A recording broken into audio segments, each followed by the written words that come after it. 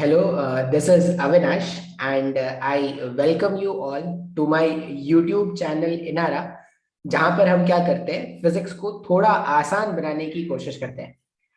आज हम किस टॉपिक को आसान बनाने वाले हैं? आज हम बात करने वाले हैं कैलोरीमेट्री पे। अब ये कैलोरीमेट्री का ना सेकंड लेक्चर है। इससे पहले मैंने कैलोरीमेट्री का बेसिक समझाने का कोशिश किया था। ये कैलोरीमेट्री होता कैसे है, काम कैसे करेगा, उसको समझाने की मैंने कोशिश की थी। आज अपने को क्या करना है, कैलोरीमेट्री को समझने के लिए कुछ और न्यूमेरिकल्स का हेल्प लेना पड़ेगा। तो हम क्या करते हैं, एक एक करके कुछ और न्यूमेरिकल्स देखते हैं। ठीक है, तो अब मैं गायब हो जाऊंगा और मेरे जगह पर आपको एक स्क्रीन दिखना स्टार्ट हो जाएगा। ओके, फर्स्ट जो क्वेश्चन है, फर्स्ट क्वेश्चन कैसा होता है? अब क्वेश्चन ऐसा मिलेगा कि मान लिया जाए ऐसा है, एक कंटेनर है और इस कंटेनर में पानी भर दिया गया है। पानी पानी पानी कर दिया गया है कंटेनर को। ये जो कंटेनर था, इस कंटेनर में पानी भर दिया गया है। कितना पानी रखा है सर हमने? तो मान लो 200 ग्राम पानी मैंने इसमें भर के रखा है और ये बता दिया गया कि initial temperature of this water was 40 degree Celsius. ये बता दिया गया कि पानी का जो इनिशियल टेम्परेचर है वो कितना है, 40 डिग्री सेल्सियस का है। अच्छा, और क्या बोला गया है? अब ये अभी के टाइम पे तुम जानते होगे इमर्शन रॉड हम एक यूज करते हैं। तो इमर्शन रॉड कैसा होता है, कैसा दिखता है? तो एक इस तरह का रॉड होता है, एक इस तरह का रॉड होता है और इसके नीचे इस तरह की चूड़ियां लगी होती हैं। आपने देखा होगा, ठीक है, आपके घर में होता होगा। और यहाँ पर ऐसा ये पेंटेड होता है। तो ये हमारा इमर्शन रॉड है।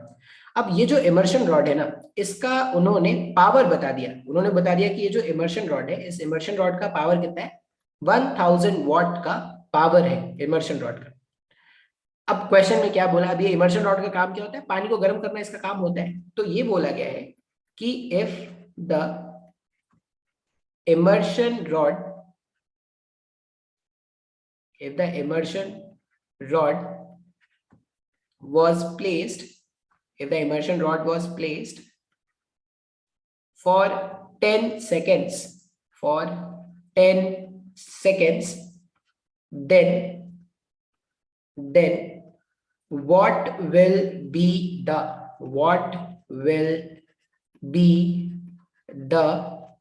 Final temperature? What will be the final temperature?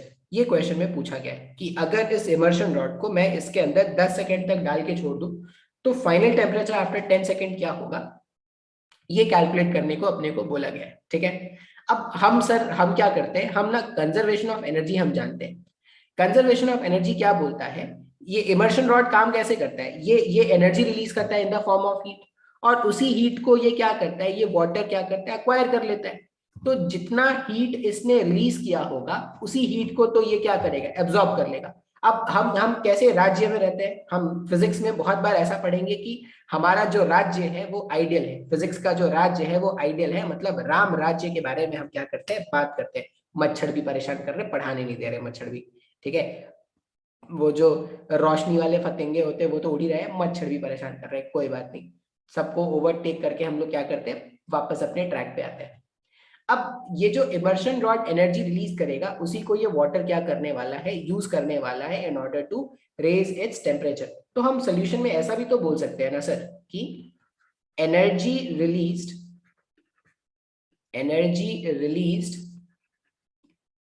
Bye immersion rod, energy released bye immersion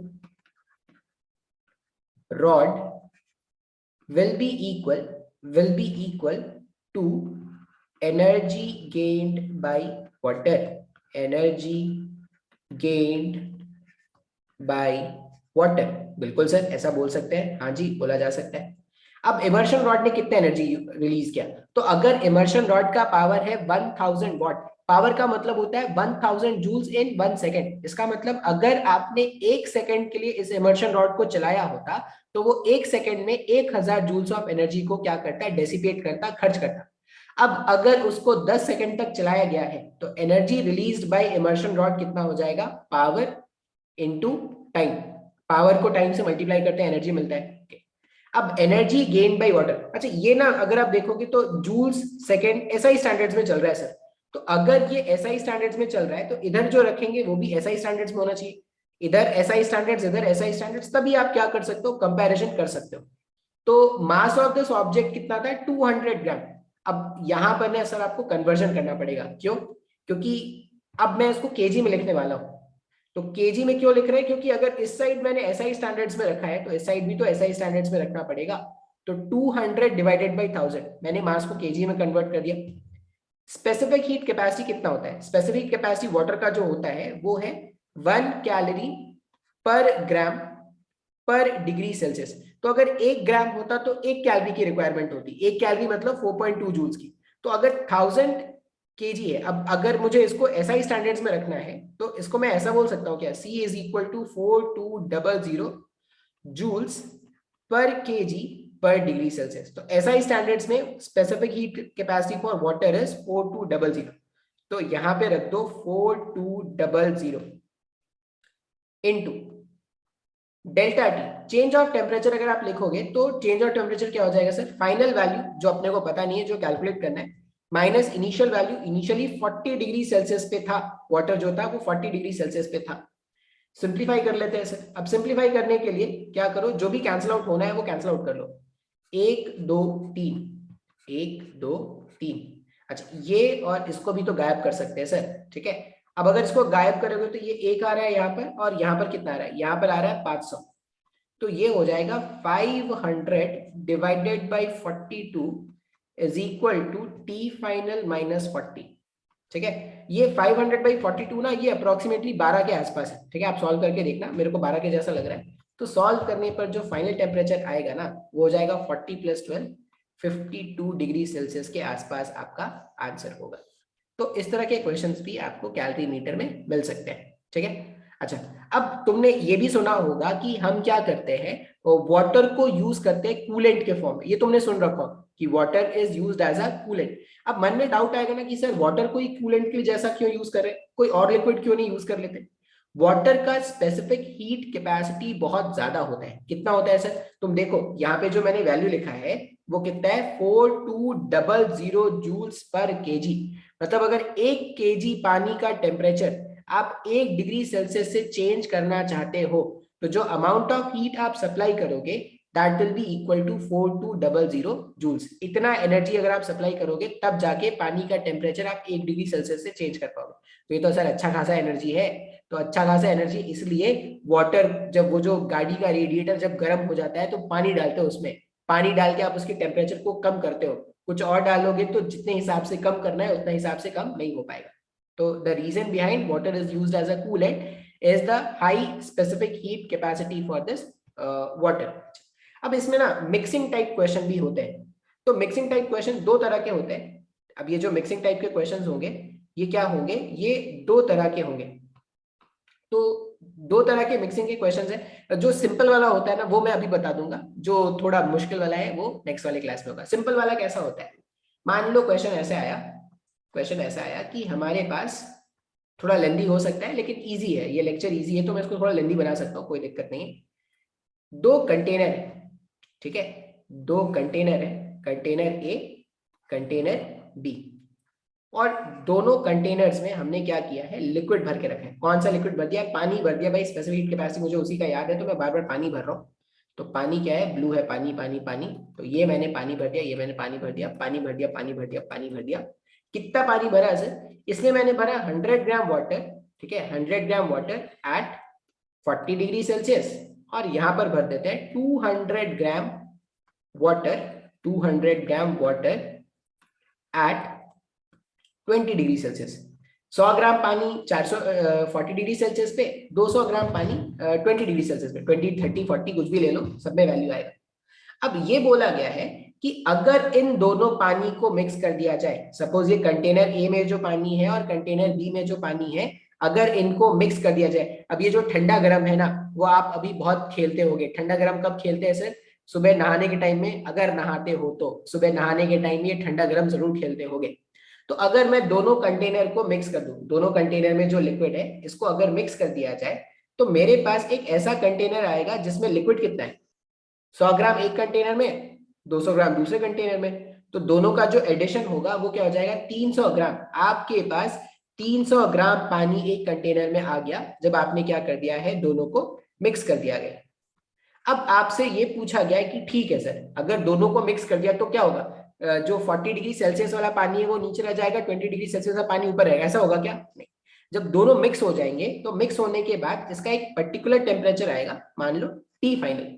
अब क्वेश्चन में ना इस टी फाइनल को ही कैलकुलेट करने को बोला जाता है। तो टी फाइनल को कैलकुलेट करने के लिए हम क्या करते हैं, फिर से अपना बेसिक प्रिंसिपल यूज करते हैं कैलोरीमेट्री का। बेसिक प्रिंसिपल कैलोरीमेट्री का क्या है, देखो ये ज्यादा टेम्परेचर पर है तो ये एनर्जी रिलीज करेगा, ये कम टेम्परेचर पर है तो ये एनर्जी एब्जॉर्ब करेगा, गेन करेगा। लेकिन जितना इसने एनर्जी रिलीज किया होगा उतना ही तो ये एनर्जी एब्जॉर्ब करेगा।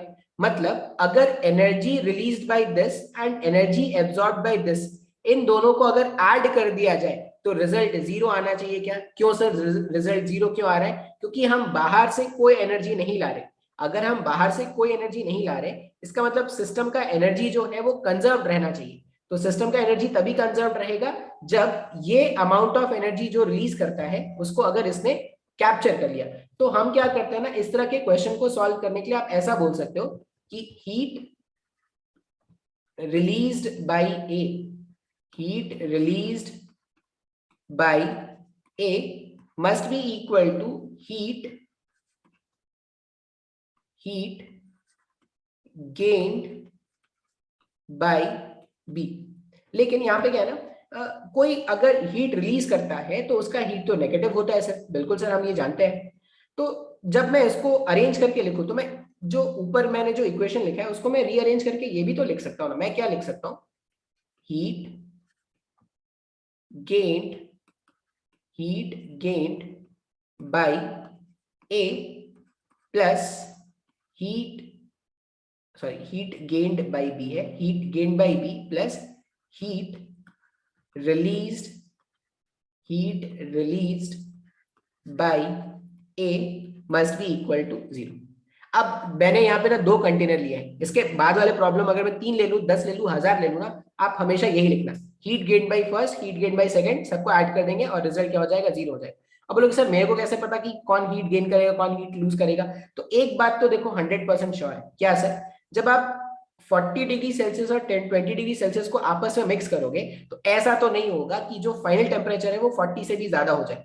जैसे ऐसा थोड़ी है कि 20 डिग्री सेल्सियस के पानी को 40 डिग्री सेल्सियस के पानी से अगर आप मिलाओगे तो खौलता हुआ पानी मिल गया आपको, उसी से नहा लिया सर, मर गया उसी से, ऐसा तो होगा नहीं। और ये भी नहीं होगा कि 20 डिग्री सेल्सियस के पानी को 40 डिग्री सेल्सियस के पानी से डाल दिया तो आइस जम गया सर, ऐसा भी होगा नहीं। इसका मतलब ये है कि अगर आप इन दोनों को मिक्स करते हो ना तो जो आपका आंसर है वो 20 और 40 के तो बीच में आना चाहिए। ठीक है, क्यों सर? क्योंकि जो मैक्सिमम रेंज है वो 40 है और मिनिमम रेंज है 20, इन दोनों को मिक्स किया तो इनके बीच का ही कोई आंसर आएगा, देख लेते हैं। तो अगर मैं हीट गेन्ड बाय बी के बारे में लिखूं, अब हीट का सिर्फ एक फॉर्मूला याद रखना, क्या, एमसी डेल्टा टी। कैसे लिखेंगे? बी के बारे में अगर आप देखोगे तो बी का मास कितना है, 200 into specific heat capacity 1 calorie delta T. अब इसने टेम्परेचर इसने एनर्जी गेन किया है तो इसका टेम्परेचर क्या हो जाएगा, बढ़ जाएगा। तो आप ऐसा लिख लो, टी फाइनल माइनस 20। अब देखो ये टी फाइनल डेफिनेटली 20 से तो ज्यादा होगा तो ये वैल्यू पॉजिटिव है, देखो हीट गेन पॉजिटिव आ रहे हैं। प्लस यहाँ पे लिख दो हीट रिलीज्ड बाय ए ने कितना एनर्जी रिलीज किया, अगर वो कैलकुलेट करना है तो एम सी डेल्टा टी। इसके लिए डेल्टा टी कितना होगा सर, इसके लिए डेल्टा टी होगा टी फाइनल माइनस 40। जब आप इसको सॉल्व करोगे ना ये वैल्यू नेगेटिव मिलने वाला है, तो जितना पॉजिटिव उतना नेगेटिव, रिजल्ट मिला के 0 हो जाएगा। अब इसको सिंप्लीफाई कर लेते हैं। तो जब आप इसको सिंप्लीफाई करोगे तो ये 200 से ये 100 अगर गायब करोगे तो 2 times of T final minus 40, मैंने ये 100 दोनों तरफ से उड़ा दिया, plus T final minus 40 is equal to 0। T final 2 T final 3 T final हो गया, 3 टी फाइनल सर जो है वो 80 के बराबर आ रहा है। इसका मतलब टी फाइनल का वैल्यू कितना हो जाएगा sir, 80 divided by 3, 80 divided by 3 degree Celsius. अब 80 डिवाइडेड बाई 3 कितना होता है सर, तो 80 को अगर आप 3 से डिवाइड करोगे ना तो ये अप्रोक्सीमेट वैल्यू जो है वो 27 के आसपास का आएगा। मतलब जो फाइनल टेम्परेचर होने वाला है वो 27 का होने वाला है। तो इस तरह के मिक्सिंग वाले प्रॉब्लम सॉल्व करते हैं। नेक्स्ट वाले क्लास में हम क्या करेंगे, कुछ और भी क्वेश्चन सॉल्व करेंगे जिसमें हम क्या करेंगे, मिक्सिंग के कंसेप्ट सीखेंगे।